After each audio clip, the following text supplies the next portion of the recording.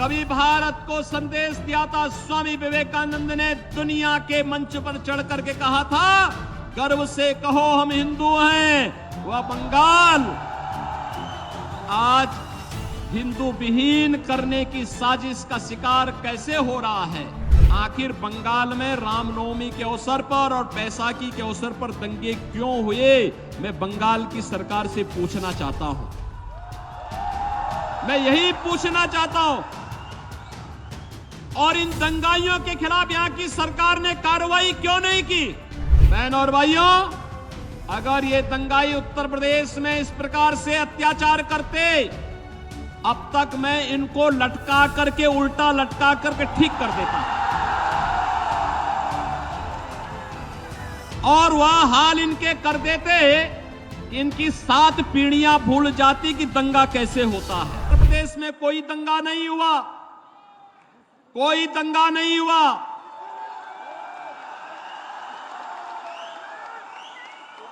उत्तर प्रदेश में कोई कर्फ्यू नहीं लगा। आज उत्तर प्रदेश में बेटी और व्यापारी दोनों सुरक्षित है।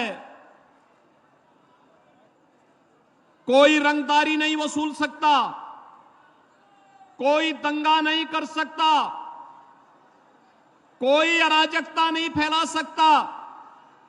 राह चलते हुए राहगीर से और किसी गरीब की संपत्ति पर कोई, किसी व्यापारी के व्यापार पर कोई अनावश्यक किसी भी प्रकार का हस्तक्षेप नहीं कर सकता।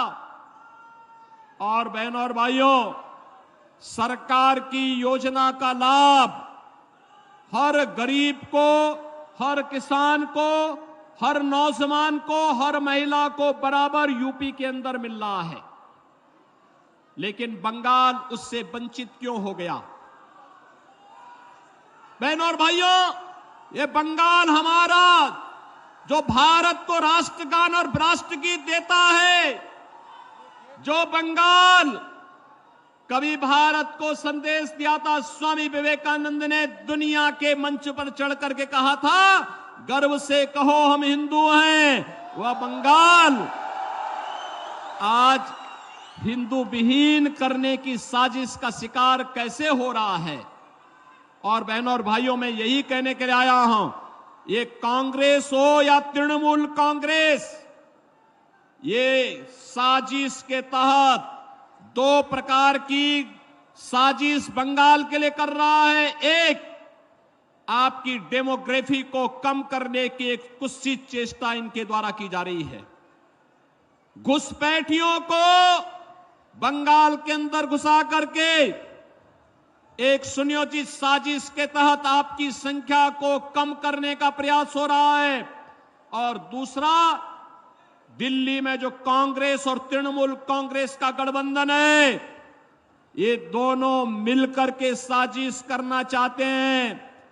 माफिया और अपराधियों को यहां के सत्ता का संरक्षण बना करके दिल्ली से जो मोदी जी भेजते हैं, वे सभी सब जितनी भी सुविधाएं हैं, उन सुविधाओं पर ये लोग डकैती डालने का काम भी करते हैं।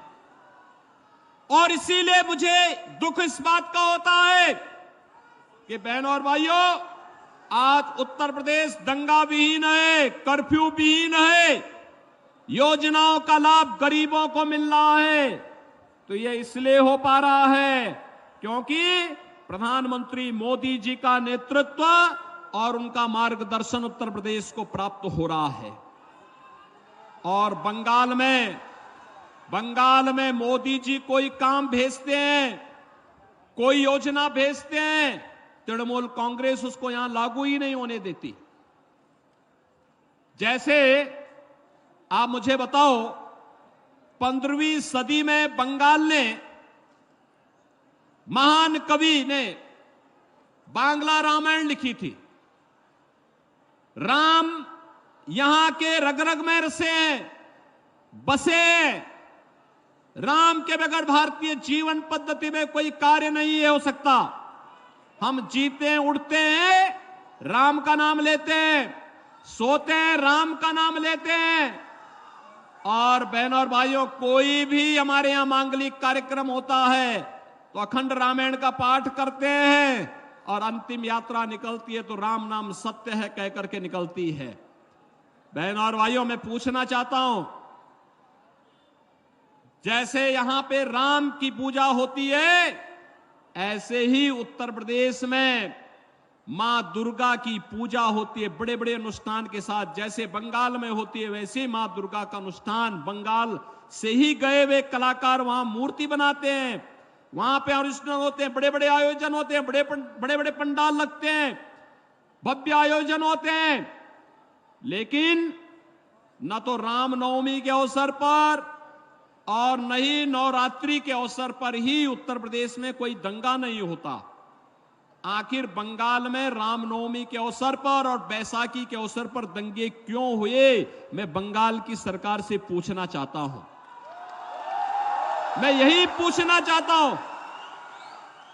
और इन दंगाइयों के खिलाफ यहां की सरकार ने कार्रवाई क्यों नहीं की? इन दंगाइयों के खिलाफ कार्रवाई क्यों नहीं की? बहनों और भाइयों, अगर ये दंगाई उत्तर प्रदेश में इस प्रकार से अत्याचार करते, अब तक मैं इनको लटका करके, उल्टा लटका करके ठीक कर देता। और वह हाल इनके कर देते कि इनकी 7 पीढ़ियां भूल जाती कि दंगा कैसे होता है। 7 पीढ़ियां भूल जाती।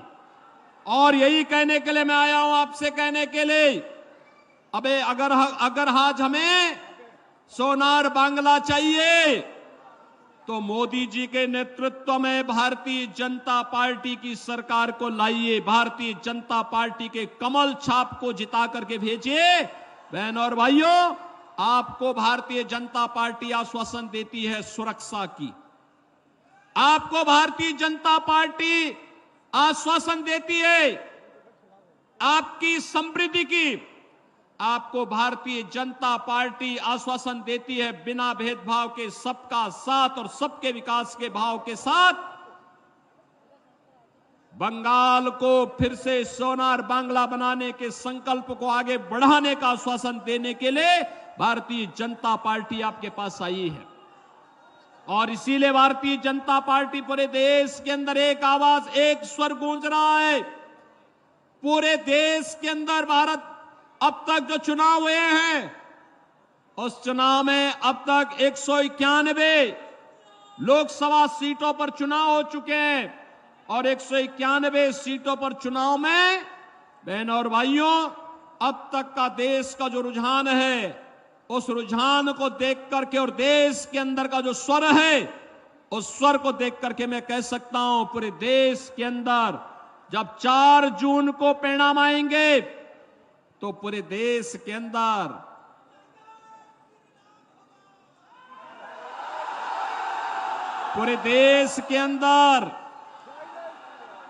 अब की बार 400 पार, अब की बार फिर एक बार मोदी सरकार, फिर एक बार मोदी सरकार फिर आ रही है। कोई संदेह नहीं, क्योंकि देश की आबादी का सबसे बड़ा राज्य उत्तर प्रदेश, 80 लोकसभा सीट हैं और 80 की 80 सीट मोदी जी के गले में 80 मनकों की माला पहनाने जा रहा है। बहनों और भाइयों, मोदी जी के नेतृत्व में भारत सुरक्षित हुआ है, दुनिया में सम्मान बढ़ा है, डेवलपमेंट के बड़े बड़े प्रोजेक्ट मोदी जी के नेतृत्व में भारत के अंदर बन रहे हैं, गरीब कल्याणकारी योजनाओं का लाभ मिल रहा है, नौजवानों को नौकरी मिल रही है और सुरक्षा का ये माहौल बेहतर करने के लिए आज भारतीय जनता पार्टी आपको आश्वासन देती है कि रामनवमी और बैसाखी के अवसर पर दंगा करने वाले या संदेश खाली की घटना के लिए जिम्मेदार इन गुंडों को सजा दिलाने का काम भी भारतीय जनता पार्टी करेगी। भारतीय जनता पार्टी आपको इस बात के लिए आश्वस्त करती है एक बार फिर से मोदी जी के नेतृत्व में सरकार बनने दीजिए और रामनवमी के अवसर पर आपकी आस्था के साथ खिलवाड़ करने वाले जो भी लोग थे, उन लोगों को सबक सिखाने के लिए फिर एक बार मोदी सरकार आवश्यक है। और इसीलिए भारतीय जनता पार्टी आपके पास आई है कि भारतीय जनता पार्टी को भारी बहुमत से विजयी बना करके यहां से भारतीय जनता पार्टी ने डॉक्टर निर्मल कुमार शाह को अपना प्रत्याशी बनाया है। बहनों और भाइयों, निर्मल कुमार शाह ये भारतीय जनता पार्टी के प्रत्याशी हैं और मेरी आप सबसे विनती होगी, सबसे अपील होगी कि डॉक्टर निर्मल कुमार शाह कमल चुनाव चिन्ह के साथ, कमल चुनाव चिन्ह भी ये मां लक्ष्मी का आसन है। मां लक्ष्मी को लेके, मां लक्ष्मी आपके घर में समृद्धि लेकर के आएगी, समृद्धि लेकर के, यानी सोनार बंगाल बनाने के लिए भारतीय जनता पार्टी आवश्यक है।